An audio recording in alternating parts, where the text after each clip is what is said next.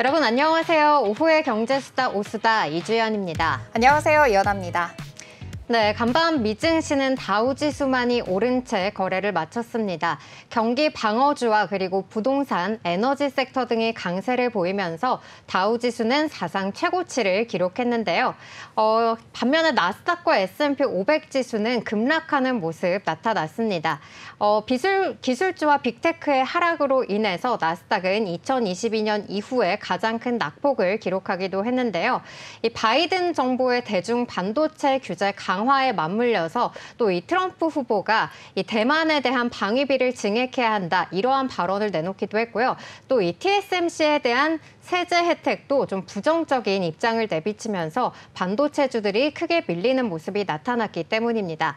ASML 같은 경우에는 오늘 12%대 넘는 급락세를 보였고요. 또 엔비디아도 6% 하락세를 보이면서 이 필라델피아 반도체 지수도 6%대 밀리는 모습 나타났습니다.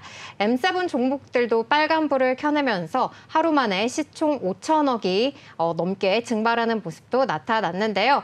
이렇게 빅테크와 기술주들의 하락으로 인해서 우리 시장도 오늘 약세로 출발했습니다. 맞습니다. 우리 시장도 바깥 날씨처럼 비가 내리고 있는 모습인데요. 먼저 코스피 대중 무역 제재 이슈로 인해서 지수가 낙폭이 더 키어가고 있습니다. 2,800선에서 지금 위태로운 모습 보여지고 있는데요. 지금은 현재 1.19% 하락하며 2,809선에서 지나고 있습니다. 외국인들의 강한 매도가 계속해서 들어오고 있는데요. 특히나 미국의 반도체주 하락으로 인해서 반도체 투톱이죠. 삼성전자와 SK하이닉스 동반 하락세 보이고 있습니다. 코스닥도 좋지 못한 흐름 보여지고 있습니다. 나스닥에 또 급락으로 인해서 이런 악재가 적용한 것으로 보이고 있는데요. 820선이 깨졌습니다. 819선 지금 흐름 지나고 있고요. 1%대 계속해서 3거래 연속으로 빠지고 있습니다. 지수가 계속해서 하락세 이어가고 있다는 점 참고해 주시고요. 계속해서 잘 갔던 제약 바이오주 쪽 HLB 또 삼천단 제약이 계속해서 빠지면서 하락세 이어가고 있고 오늘 체코 수주 관련된 종목들 오전장에 좀 급등이 이루어졌었는데요. 지금은 상승폭을 좀 반납한 상황으로 보입니다. 잠시 후에 자세한 상황 짚어보겠습니다. 네, 오늘 오수다는 마켓나우 앵커들의 수다와 또 박준혁 세무사와 함께 알아보는 위클리 세금 팁쇼 등 다양한 수다 주제들이 준비되어 있습니다. 네, 또 오늘장 마감 전에 짚어보는 특징적인 흐름 분석까지 짚어볼 예정이니까요. 끝까지 함께해 주시기 바랍니다. 본 방송에서 제공하는 정보는 투자 판단을 위한 조언일 뿐 주식의 가치, 상승과 하락에 대해서는 보장하지 않습니다.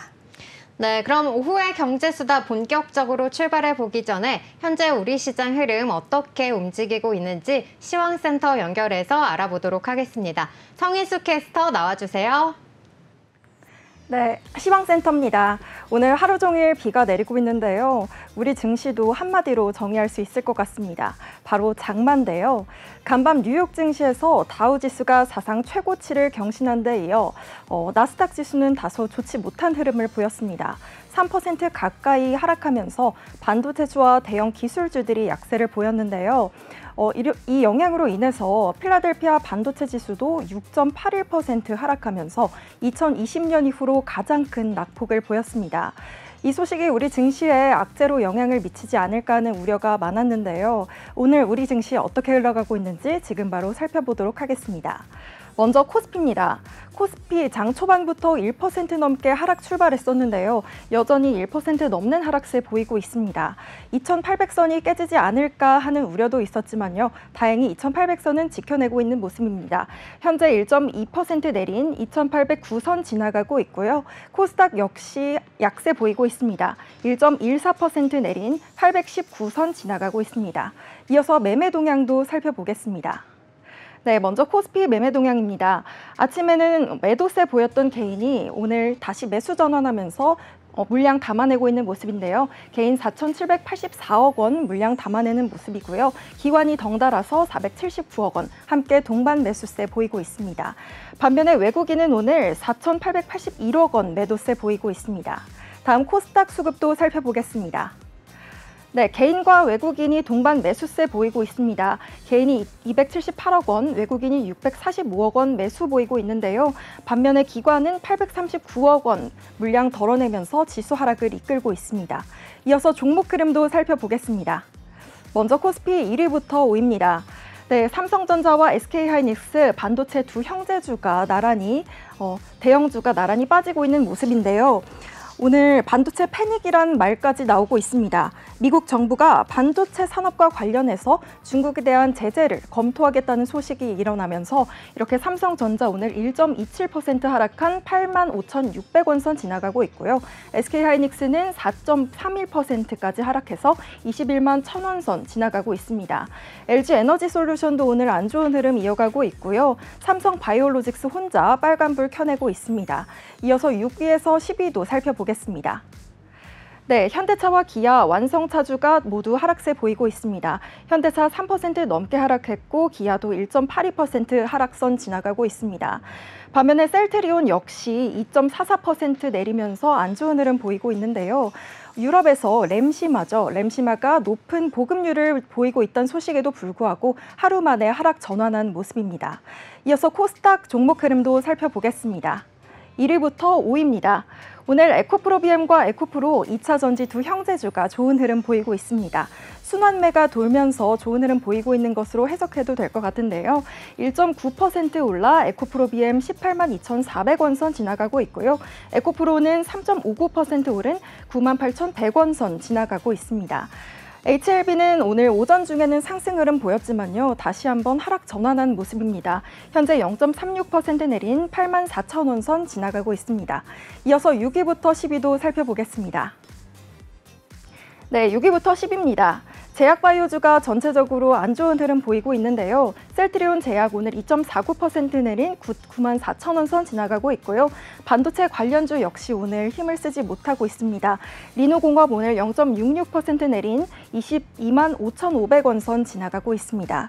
네, 어제부터 비가 참 많이 내리면서 하루하루 쉽지 않은 장이 이어지고 있는데요. 오늘 장 마감까지 힘내주길 바라면서 오후에 경제수다 함께 하시면 좋겠습니다.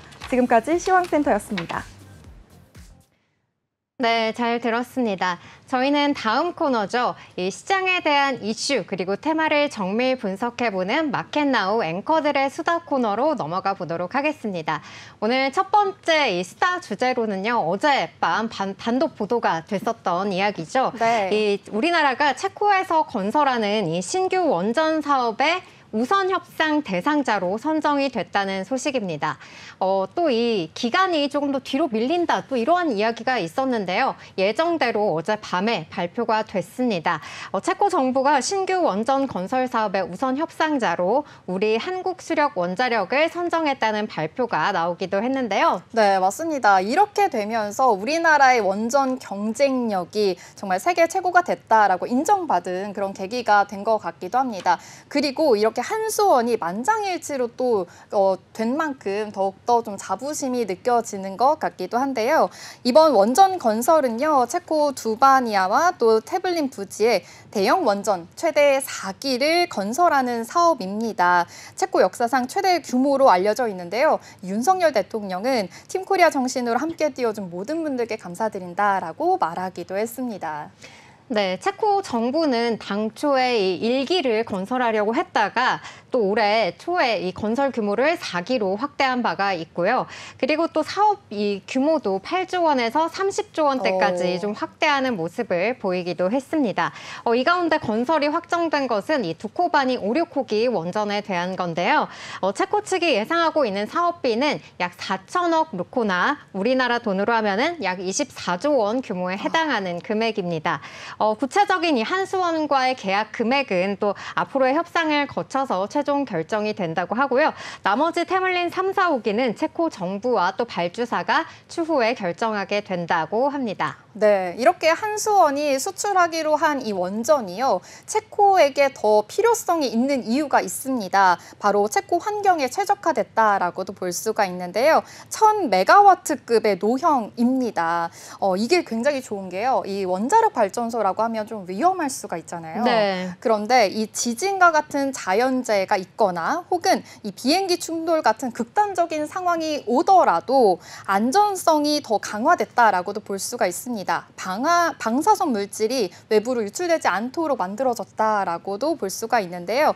지난해 이미 안정성 검사까지 마친 상황이라고 합니다. 네, 굉장히 기술력이 뛰어나네요. 네, 우리 한국 정부는 이 한국수력 원자력을 중심으로 해서 또 팀코리아를 꾸려서 이 수주전에 나섰잖아요. 한전기술 같은 경우에는 설계를 담당을 했고요. 또 한국원자력 원료는 핵연료를, 그리고 한전 KPS는 시운전 장비를 공급하기로 했고요. 두산 에너빌리티 같은 경우에는 주기기를 시공하는 것을 담당을 했습니다. 그리고 대우건설 같은 경우에는 이 플랜트를 건설하는 부분을 담당했다라고 하죠. 이렇게 민관 합동팀을 꾸려서 수주전에 나선 건데요. 네, 오늘 이러한 종목들 굉장히 주가가 탄력적으로 움직이는 모습 보였습니다. 주가를 보시면은 두산 에너빌리티 같은 경우에도 오늘 52주 신고가를 기록한 모습 나타났고요. 네. 현재는 좀 윗꼬리를 달면서 빠지고 있는 모습입니다. 그리고 대우건설 같은 경우에도 마찬가지로 오늘 52주 신고가를 기록을 하면서 4,965원까지 오르는 모습 보이긴 했는데요. 현재는 1.20% 오른 채 움직이고 있습니다.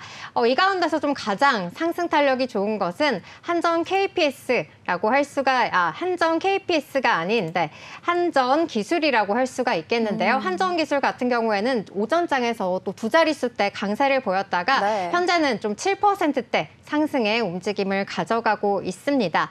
우리가 사실 이 경쟁자가 또 프랑스 EDF였잖아요. 네. 이 EDF라고 한다면은 유럽 시장을 좀 꽉 잡고 있는 이러한 기업인데 또 EDF가 또 러시아와 좀 긴밀한 관계를 가지고 있다 보니까 또 요즘 러시아가 국제사회에서 좀 안 좋은 눈길을 받고 있잖아요. 그래서 또 이러한 부분이 우리 기업들에겐 좀 호재로 작용하지 않을까, 이러한 이야기도 있었는데 결국에는 또 우리가 이 유럽의 EDF를 제치고 또 우리가 수주를 따는 그러한 상황입니다. 맞습니다. 이렇게 우리나라가 EDF를 제치고 수주를 따낸 이유가 바로 두 가지로 좀 분석을 해볼 수가 있는데요. 첫 번째 이유는요, 가격 경쟁력입니다.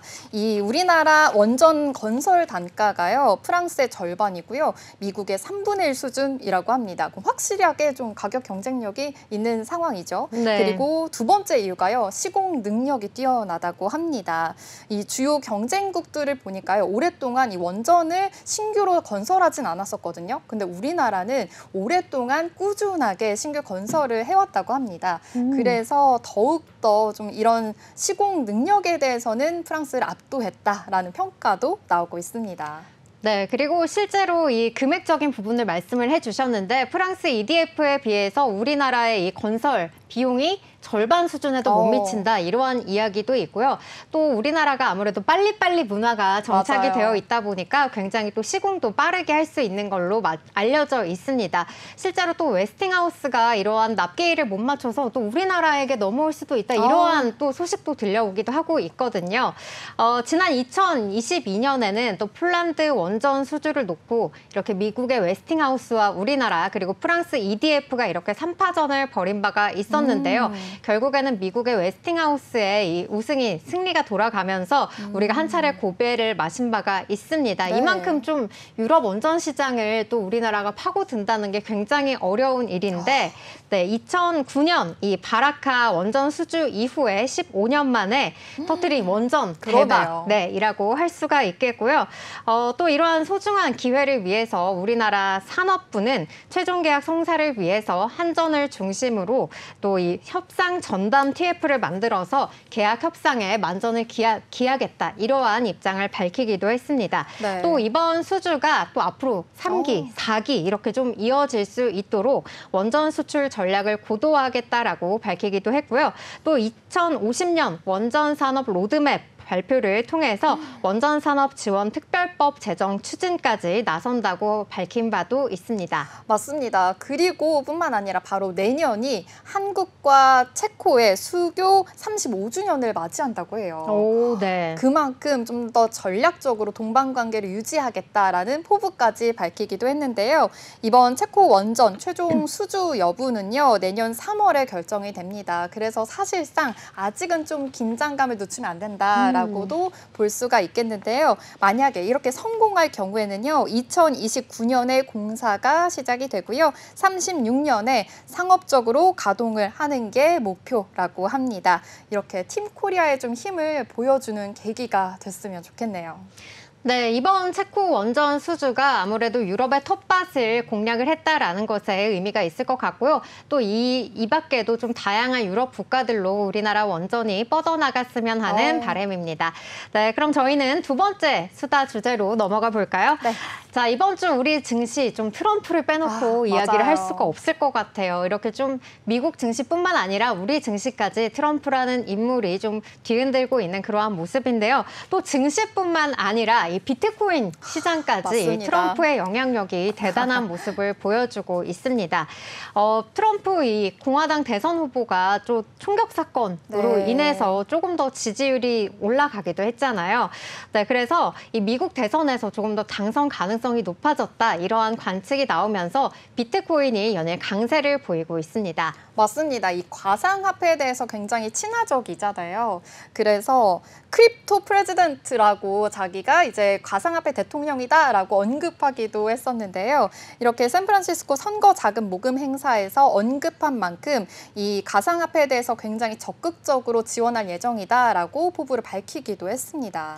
네, 비트코인 가격이 17일 기준으로 66,000달러를 돌파하기도 했고요. 우리 돈으로는 9,100만 원에 좀 육박하는 모습을 보였습니다. 현재도 지금 우리 돈으로 한 9천만 원 선에서 움직이고 있는 모습인데요. 이 총격 사건 직전까지 사실은 비트코인이 또 많이 하락하는 모습을 보였었어요.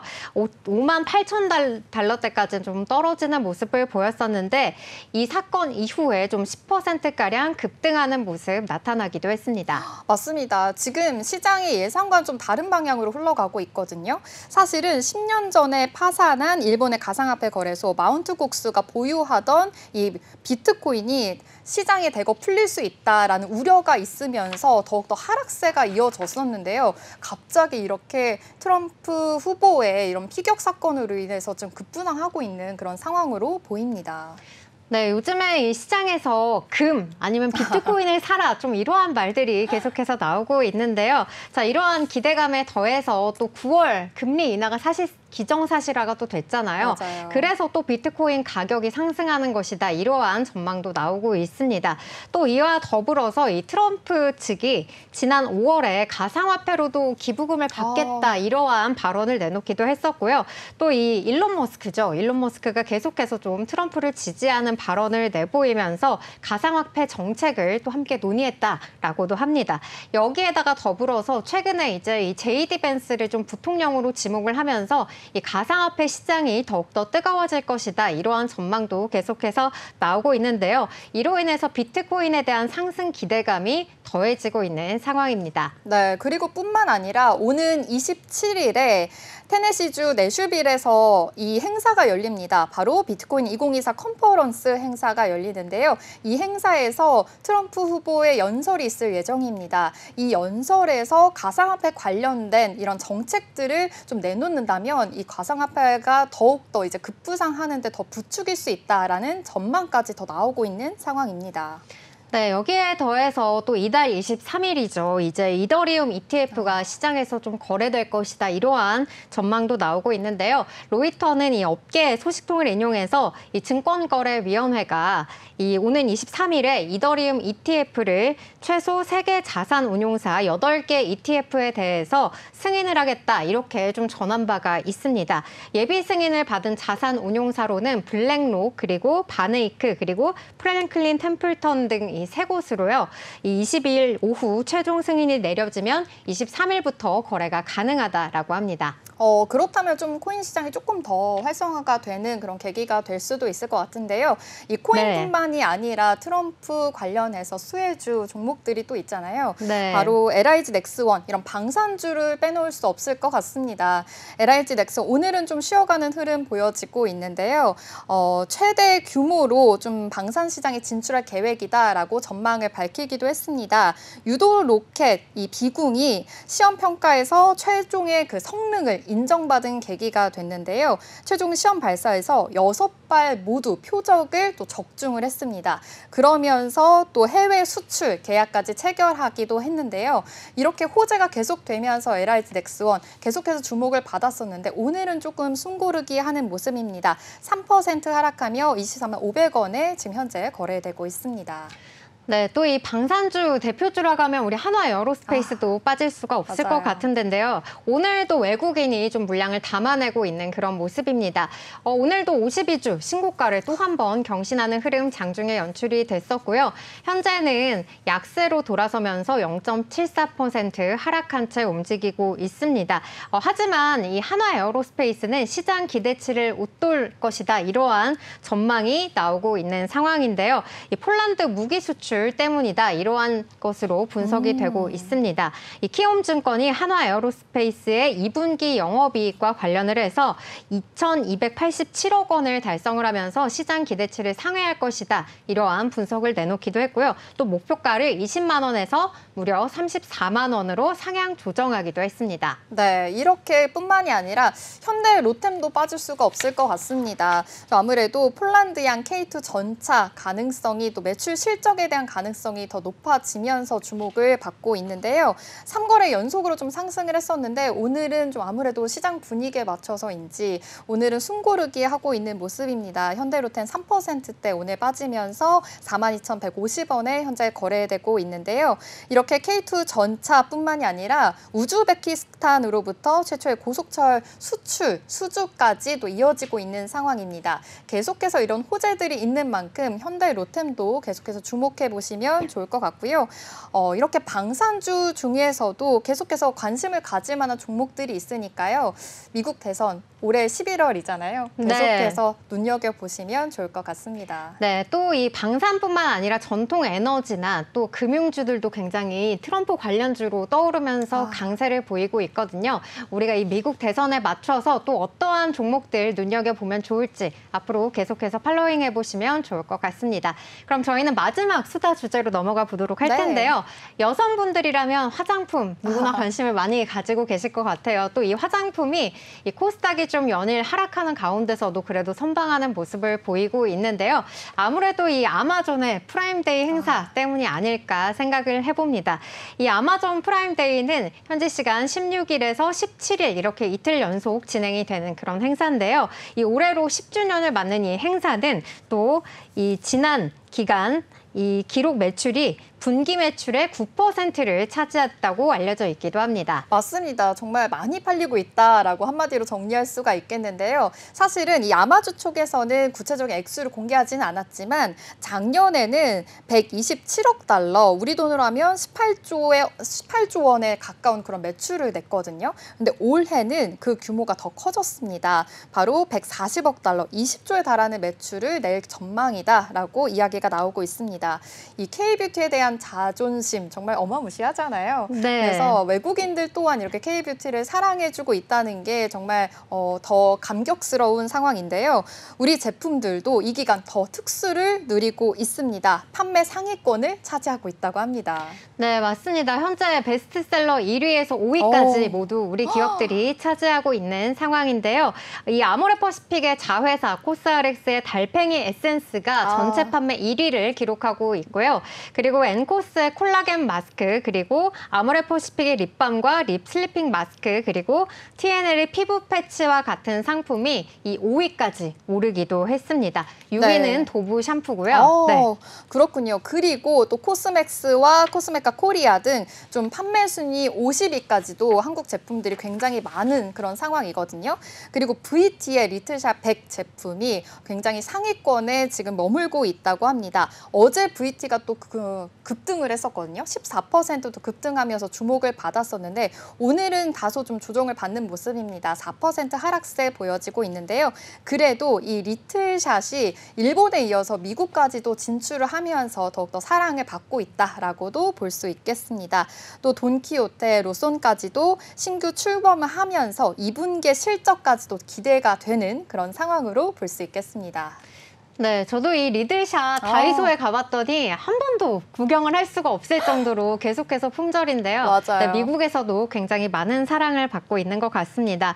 네, 우리 화장품 이 상반기 수출액이 48억 2천만 달러로 기록이 됐다고 하는데요. 우리 돈으로 치자면은 약 6조 7천억 원에 달한다고 합니다. 앞으로 K뷰티의 이 상승세 계속해서 이어졌으면 좋겠습니다. 그럼 여기까지 오늘의 수다 주제 살펴봤고요. 다음 순서로는 우리 시장을 뜨겁게 달구고 있는 종목들, 어떠한 종목들이 있을지 시황센터 연결해서 알아보도록 하겠습니다. 김보경 캐스터 나와주세요. 네, 오늘 우리 증시에서 인상적인 흐름 가져가고 있는 종목들 알아보는 시간, 이 시각 특징주 탑5 시간입니다. 네, 오늘 우리 시장에서 특징적인 흐름 가져가고 있는 종목들 5가지 함께 살펴보도록 할게요. 먼저 첫 번째 5위입니다. 5위는 아나패스인데요. 네, 아나패스의 경우에는 이제 AI PC 관련해서 수요가 늘 것이라고 전망이 되면서 투심이 자극되고 있는 것으로 보이는데요. 아나패스는 디스플레이용 반도체를 주력으로 하는 팹리스 기업입니다. 현재 주가 보시면 전일 대비 8.05% 상승한 28,200원에 거래되고 있고요. 네, 하나증권 김두현 연구원에 따르면 OLED 노트북 시장이 AI PC로 인해 성장 가속화가 나타날 것이라고 예상을 하고 있고요. 이에 따라서 아나패스의 반도체 부품인 T콘의 물량 확대도 기대된다고 밝혔습니다. 아나패스의 주요 고객사인 삼성 디스플레이의 모니터, 노트북용 OLED 세계 시장 점유율은 무려 94% 수준이나 되는데요. 때문에 삼성 디스플레이의 OLED가 출하가 증가할수록 직접적인 수혜가 예상되는 상황입니다. 뿐만 아니라 아나패스는 글로벌 칩 메이커인 엔비디아, AMD, 인텔, 퀄컴으로부터 AI PC용 반도체 호환성 테스트를 모두 통과했는데요. 김두현 연구원은 AI 수요가 예상보다 빠르게 증가할수록 아나패스의 기업 가치가 추가 상승할 것으로 전망했습니다. 다음으로 4위 보시겠습니다. 4위인 유틸렉스입니다. 네, 유틸렉스 같은 경우에는 현재 개발 중인 치료제 후보물질, CAR-T 후보물질 관련해서 초록이 ESMO 2024에 채택됐다는 소식이 전해졌는데요. 이에 장 초반 상한가를 기록하기도 했습니다. 네, 전일 대비 22.92% 상승한 2,435원에 거래되고 있네요. 유틸렉스는 항체 치료제, CAR-T 치료제 등 면역 항암제를 기반으로 연구개발 사업을 하고 있습니다.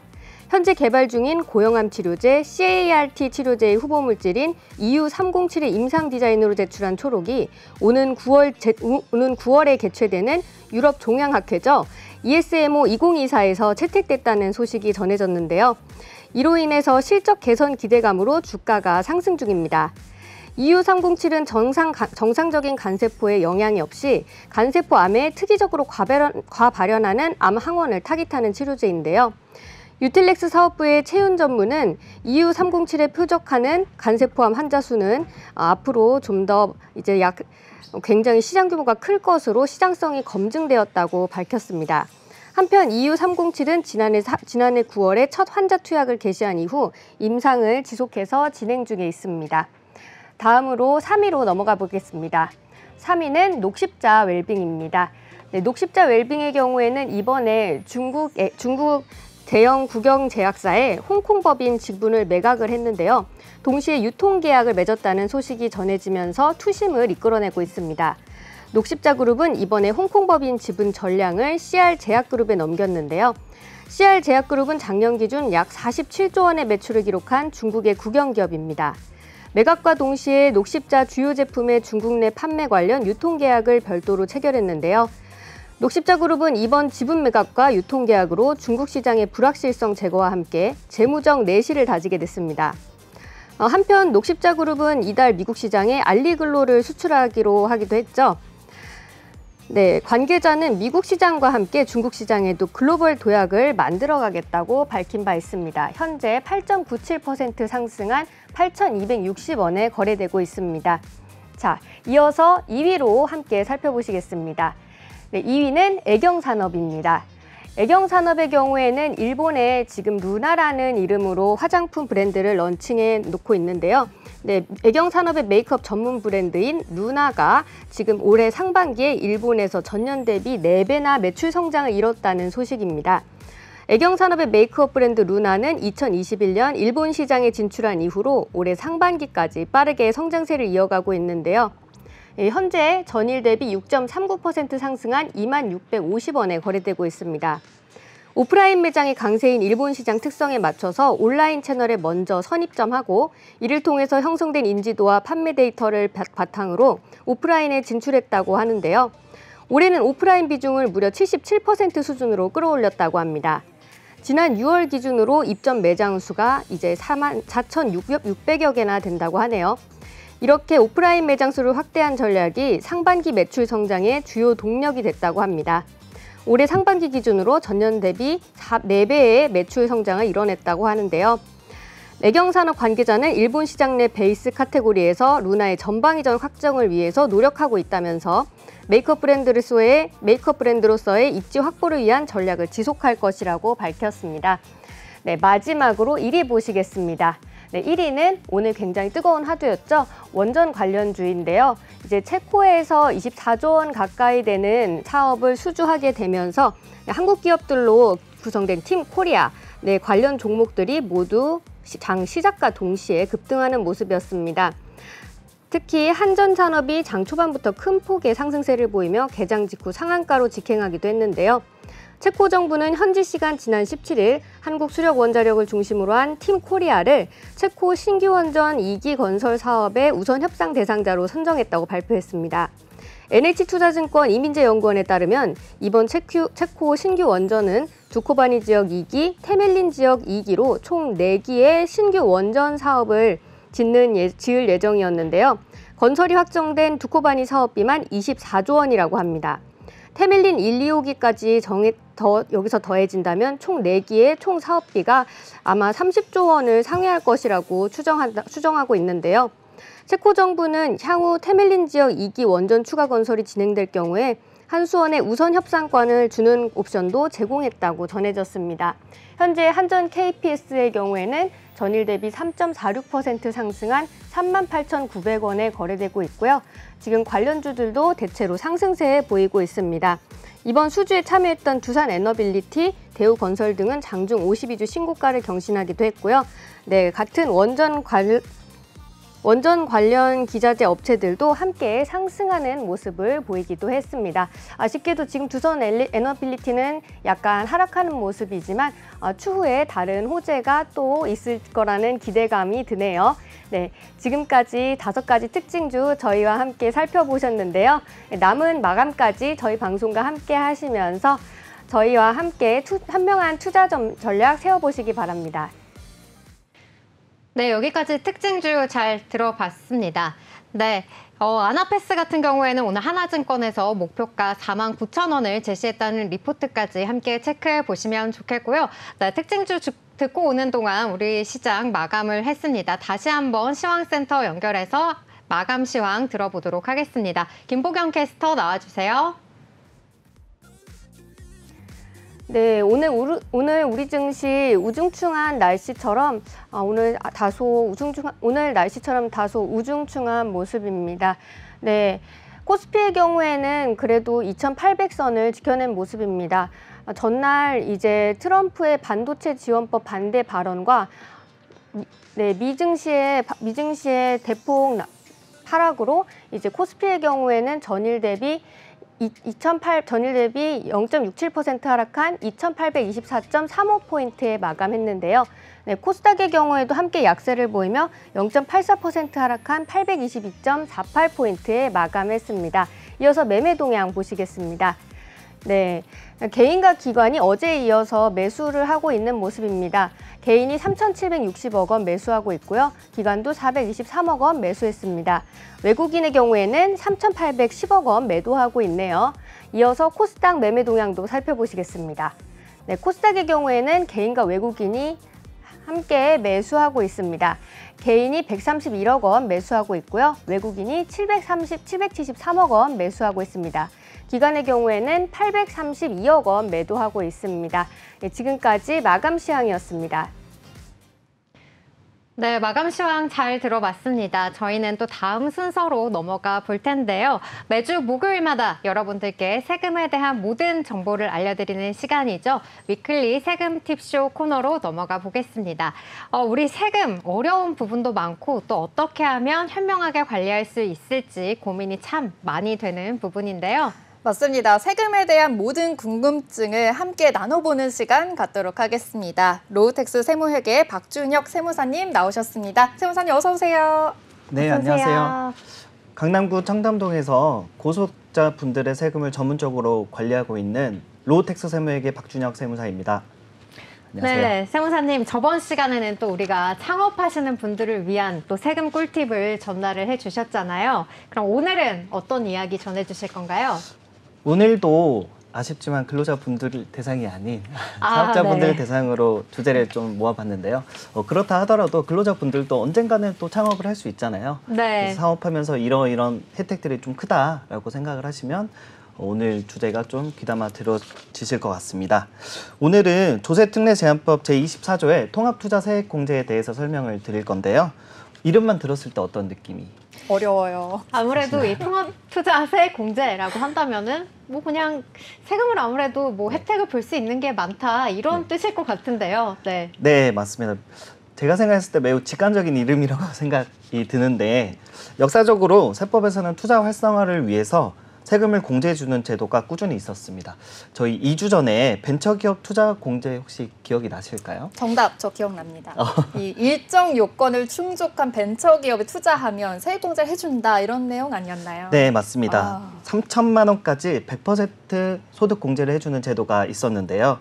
여기서 말한 투자는 일반 개인이 벤처기업 회사에 주주로서 투자하는 의미를 의미했고 오늘 다룰 통합투자세액공제는 조금 관점이 다릅니다. 개인 투자자 입장이 아니라 회사가 사업을 위해서 기계장치나 환경, 근로자 복지 등 일정한 자산을 구입하는 경우에 일반적으로는 투자금의 10%에서 12% 정도의 세금을 공제해주는 제도인데요.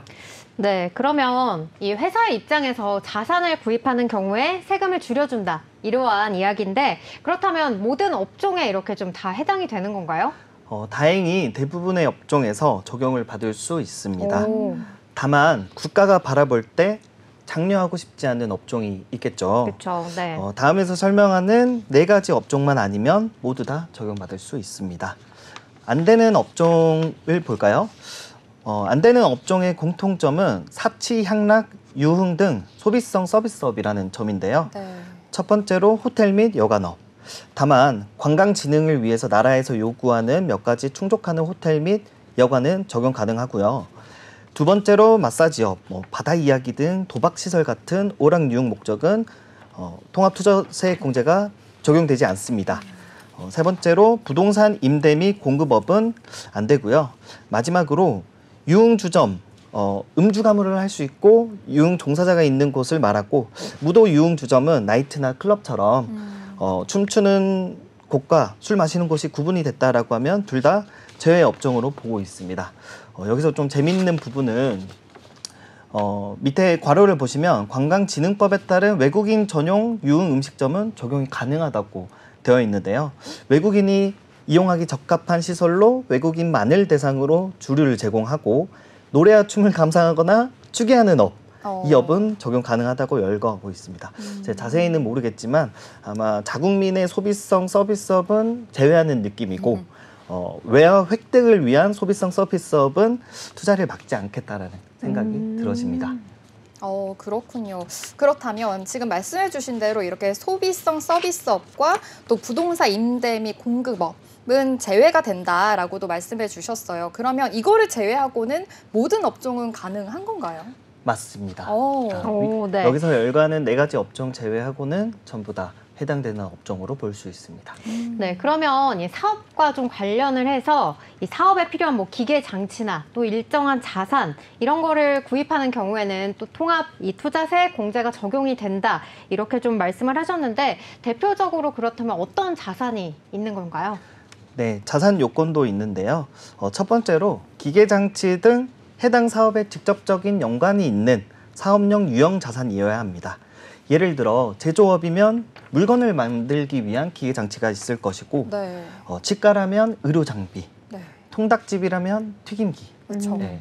그리고 기계식 냉면집이라면 냉면 뽑는 기계들 전부 다 그 직접적인 연관이 있는 사업용 유형 자산이라고 볼 수 있습니다. 네. 안 되는 자산으로는 이제 차량 그리고 건물, 비품 같은 경우는 사업과 관련이 있더라도 제외되는 항목입니다.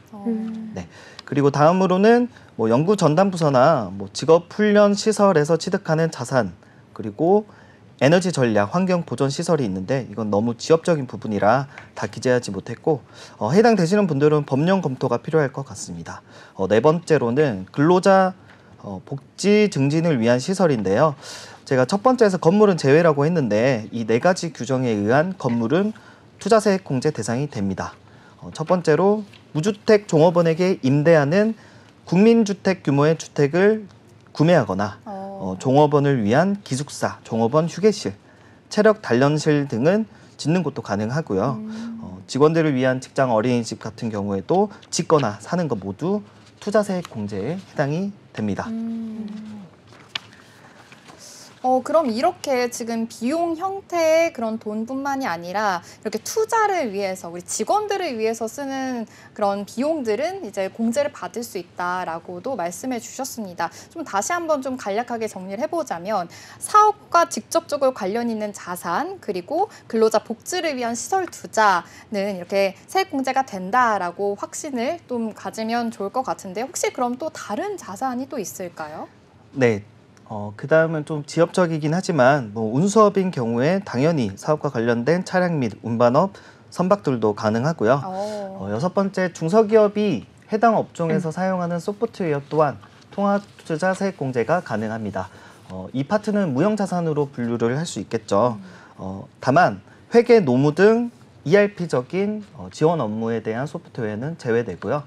문서작업, 운영체제 소프트웨어, 엑셀이나 PPT, 윈도우 구동 시스템 같은 경우에도 소프트웨어에서 제외되는 항목으로 보여지고요.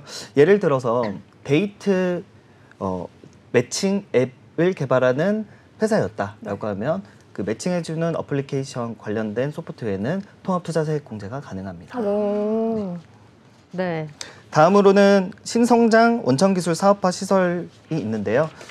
그리고 이 부분은 조금은 지엽적이고 마지막으로 기업이 내국인, 쉽게 말해서 우리나라 사람에게서 취득하는 특허권, 실용신안권, 디자인권은 통합투자세액 공제가 가능합니다. 네, 이렇게 좀 실질적인 유형 자산 외에도 뭐 소프트웨어라든지 뭐 특허권 그리고 무형 자산도 이렇게 통합투자세 공제가 된다는 게 굉장히 신기한데 그래도 이런 자산들을 또 구매할 때 그냥 구매하면 또 세액 공제를 해주지 않을 수도 있을 것 같거든요. 그러니까요. 요건이 좀 까다로울 것 같은데 주의할 점 있을까요? 네, 투자라고 하면 나의 자산으로 인식을 해야 되는 요건이 있는데요. 일반적인 이 경제사회에서는 내가 리스나 렌트 형태로 빌리는 형태는 진행이 되지 않습니다. 인정되는 구매 유형으로는 일시 구입 형태, 현금으로 바로 사거나 계좌이체 방식 그리고 카드 결제로 일시납하는 경우에 인정이 되고요. 두 번째 할부 구입은 돈을 빌리는 형태이기 때문에 실질적인 취득이라고 볼 수 있습니다. 금융 리스 또한 자산을 빌리는 개념이 아니라 돈을 빌리는 개념으로 실질적인 취득으로 볼 수 있어서 인정되는 유형으로 분류가 되고 있고요.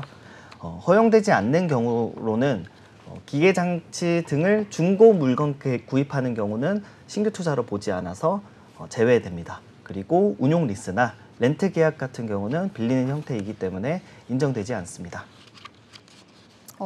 리스나 이런 것들은 이제 인정이 되지 않는다는 거고, 이제 현금이나 계좌 이체 이런 것들은 또 인정이 된다라고도 말씀해 주셨습니다. 좀 이렇게 자산을 구매할 때 주의가 좀 필요할 것 같네요. 그럼 지금까지 좀 말씀해 주신 내용을 또 한번 요약을 해보자면, 이렇게 소비성 서비스업 같은 업종이 아닌 이 사업자가 사업과 관련돼서 직접적으로 이렇게 일정한 유무형의 자산을 실질적으로 구매하는 경우에 해당이 된다라고도 볼 수가 있겠는데요. 좀 이 밖에도 고려할 사항들이 좀 꽤 많아 보입니다. 네, 마지막으로 단골 주제인데요. 네. 국토의 고른 발전을 위해서 수도권 과밀 억제권역 안이랑 밖에서의 공제율도 다르고 투자 인정되는 범위도 조금씩 다릅니다. 수도권 과밀 억제권 안에서는 기계 장치인 경우에 노후화 등의 대체 투자만 인정이 되고요. 신규 투자 목적인 증설 투자는 인정되지 않습니다. 반면에 수도권 과밀 억제권역 밖에서는 기계 장치인 경우 신규 취득 등 증설 투자만 인정이 되고요. 노후화 등 대체 투자는 인정되지 않습니다. 앞서 기계 장치 외에 연구 목적이거나 근로자 복지 시설 등은 대체 등 증설 투자 등 둘 다 인정이 됩니다.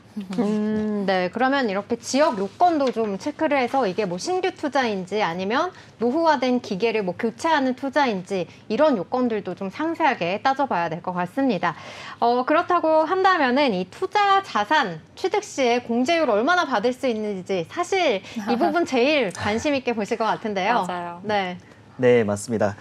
중소기업이 투자하는 경우에는 투자 공제율이 아무래도 조금씩 높겠죠. 중소기업이 투자하는 경우 투자 금액의 10%를 세액 공제해주고 있고요. 아쉽지만 23년도에 투자를 했다면 임시 통합 투자 세액 공제가 적용이 돼서 12%로 상향이 됐지만 24년도부터는 그 규정이 일몰됐기 때문에 다시 10%로 공제율이 내려왔고요. 거기에 자율주행 자동차나 전기차, 인공지능, 반도체 등 신성장 원천 기술을 사업화하는 시설에 투자하는 경우에는 12% 공제가 가능합니다. 그리고 마지막으로 국가 전략 기술, 반도체나 2차 전지, 백신, 디스플레이 등은 국가 전략 기술이라고 볼 수 있어서 이 경우에는 중소기업인 경우에 25%까지 세액 공제를 적용시켜 줍니다. 네. 중견기업과 대기업도 있는데요. 사실 내부 재무팀에서 검토를 잘했을 거라서 굳이 네. 제가 설명을 하지 않겠습니다. 그러면 이렇게 진짜 투자도 하면서 세금 공제도 받는 건 굉장히 큰 혜택인 거잖아요. 그러면 이런 관련돼서 투자를 하고 나서 바로 팔면 또 안 될 것 같거든요. 좀 언제까지는 팔면 안 된다, 어느 몇 년 이상 보유해야 된다, 뭐 이런 조항들도 있나요? 네, 기본적으로 조세특례 제한법 자체에서는 공제를 적용해주고 몇 년 동안 유지해야 되는 사후관리 규정이 전부 다 있는데요. 이 통합투자세액공제 같은 경우는 투자일로부터 2년이 지나기 전에 해당 자산을 처분하거나 아니면 임대하거나 아니면 폐기하는 경우에는 받았던 거 전부 다 다시 토해내야 되고 여기에서 연이자 8% 상당액을 세금으로 납부해야 합니다. 단 사업을 포괄적으로 양도하는 개념, 그래서 양수자한테 승계하는 경우에는 추징하지 않습니다. 네, 그러니까 말씀을 정리를 해보자면은 2년 이상을 사용을 해야 이 세금 공제가 된다라는 부분까지 꼼꼼하게 체크를 해주셨습니다. 네, 여기까지 오늘도 수고해주신 박준혁 세무사님과 인사 나누도록 하겠습니다. 고맙습니다. 감사합니다. 고맙습니다. 네, 오늘 준비한 오후의 경제수다 오수다 여기까지입니다. 네, 오늘 마감 시황 잠시 살펴보겠습니다. 오늘 코스피 0.67% 하락한 2,824포인트에 마감했고요. 코스닥은 0.84% 상승, 하락한 822포인트에 마감했습니다. 그래도 820선을 좀 지켜내주는 모습이네요.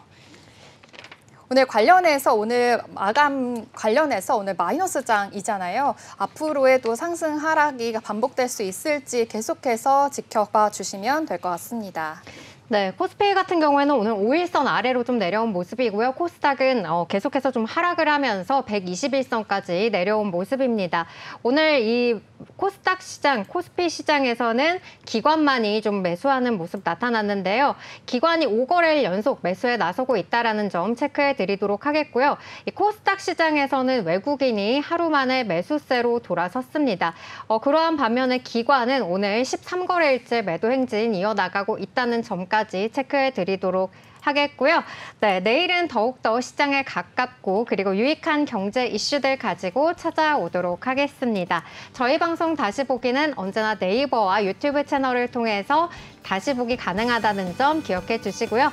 아울러서 본 방송에서 제공하는 정보는 투자 판단에 대한 조언일 뿐 주식의 가치와 상승, 하락에 대해서는 보장하지 않는다는 점 기억해 주시기 바랍니다.